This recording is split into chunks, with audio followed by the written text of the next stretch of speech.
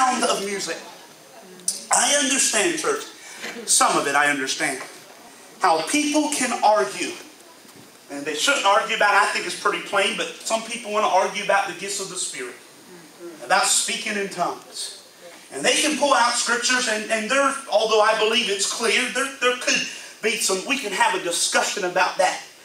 But one thing that there is no debate about from the beginning of Genesis to Revelation is every time we see praise, praise is a vocal experience.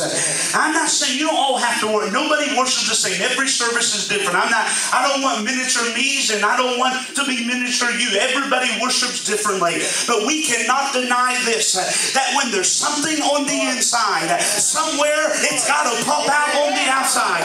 Crystal and I was watching a show the other day. We've been to Iceland several times, and you remember last year they had that big explosion of the volcano of Iceland. And they were doing a documentary of how this thing erupted, and they said that the lava flowing some couple miles down in the earth. And by the way, Iceland is the highest level of that kind of activity. There no other. This is on the History Channel. No other country has this much volcanic activity going through it. And they said that the volcano erupted in a place where it normally would never erupt. And what happened, the lava would flow and pressure would build up, and it didn't come out, this eruption, it didn't come out of the volcano. But it said this, it found a crack.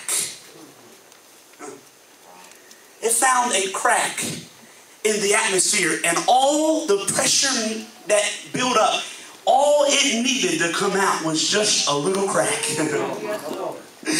And when that lava flowing sideways and through the earth, just like a river, lava, it flows under the earth just like a river. And it flows side to side.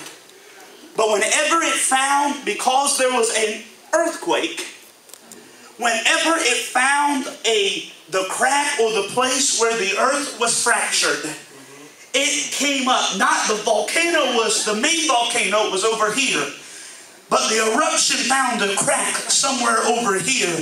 And when it found that place that was fractured, all the force that was inside of the ground, like something that hadn't happened for hundreds of years, all the force that was inside of the ground, it rushed through, and the crack built up to be one of the largest eruptions in years and years and years. What am I saying all that? To say that we can't keep the presence of God built up on the inside of us.